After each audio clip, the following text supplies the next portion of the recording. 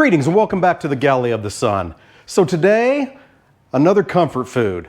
So what is a comfort food? It is something that brings you comfort. And what can be more comforting than taking two comfort foods and combining them together? It's comfort, comfort, food, food. Yes, yes. That's what we're going to do today. So first of all, let's talk briefly about the Philly cheesesteak. We've talked about it before. Back in the 1930s, a couple brothers, Pat and Harry Oliveri, owned a hot dog stand in Philadelphia. So one day they decided to take some frizzled beef and onions and put it in a bun and serve it, and it was a big hit. So frizzled beef, what does that mean? It's a very technical word for crunchy. So they had such success, they ended up opening up a restaurant. So at that restaurant, Pat's King of Steaks, that's when the manager, cocky Joe Lorenza, came up with a brilliant idea. Let's add steak to it. And voila, the Philly cheesesteak sandwich. So for the other half of this combination, in 1917, in Havana, Cuba, Jose Sloppy Joe Otero came up with a masterful creation of ground beef and watch your sister shower sauce and other ingredients, and voila, the Sloppy Joe was invented. So today, we're going to take those two iconic sandwiches and combine them into one. We're going to make a Philly cheese Sloppy Joe. So to do that, we got to do a little bit of prep work. I'm going to need some diced onions. So, got some onions here. There we go. All right, we're also going to need some diced pepper and some sliced mushrooms. And lastly, some cubed up provolone cheese. So we're going to want a good bun for this. I'm going to use some brioche buns I got at the local Safeway. And we'll get those toasted up, but all right. Let's go get us some aged ground beef and get this party started. Alrighty, so we're going to take our stove to medium heat and we're going to get our meat in there. Now, we're going to mush it down to where it's fully covered everything. And then we're going to let it set for about 5 minutes and we're not going to touch it. That way, we're simulating the frizzled part of the Philly cheesesteak. Get some crispy on there. All right, so it's been about 5 or 6 minutes. Let's take a real quick peek. Make sure that we're getting some crispiness. Yep, we are. So normally when you're cooking ground beef, you want to keep mixing it up and breaking it down and everything. But in this case, we want to get some of that crispiness on there.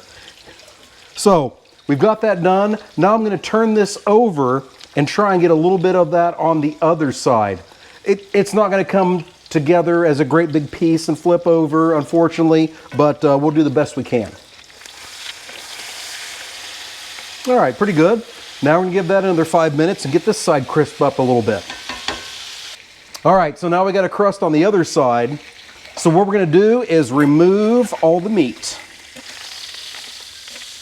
And then we're going to add our butter. Now, all the amounts are down in the description, so fret not. Fret not.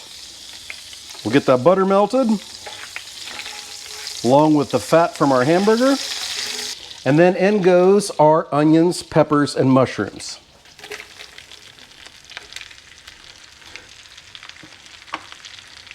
Oh my God, not the cheese, not the cheese. I'm an idiot. Okay, don't add your cheese yet. Don't do what I just did.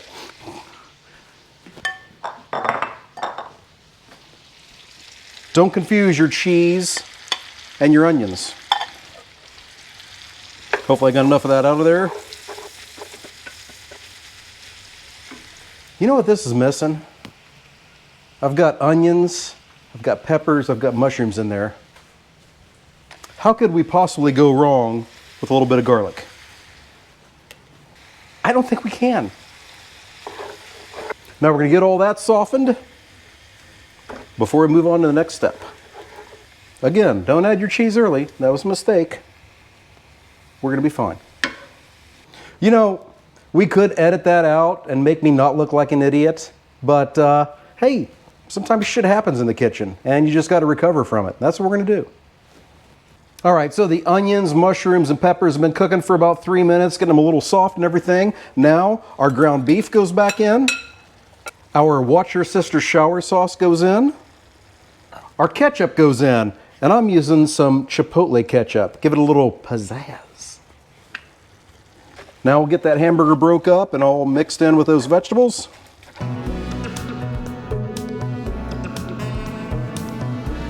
Now we're going to take our beef broth and our cornstarch, get that mixed together, and then add that. Now we're going to get that all mixed together, and then what you want to do is let this simmer until about 75% of your meat vegetable mixture is above the liquid level. Oh, I forgot, a good healthy pinch of salt and pepper. Now you can get to working on breaking up that meat. All right, hey, remember, if you're liking what you're seeing, then hit the like button. Hit the bell, get notifications every time we release an episode.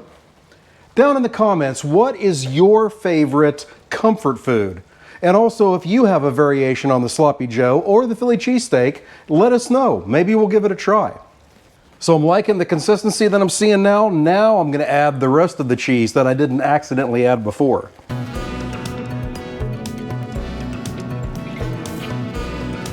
It's only going to take about a minute or two to get this all melted and incorporated. All right, let's get this plated up and give it a try. All righty. You know, there's no wrong way to eat a Sloppy Joe, but I like mine open face like this. So that's how we're going. Let's give this a try. And try to not melt our face.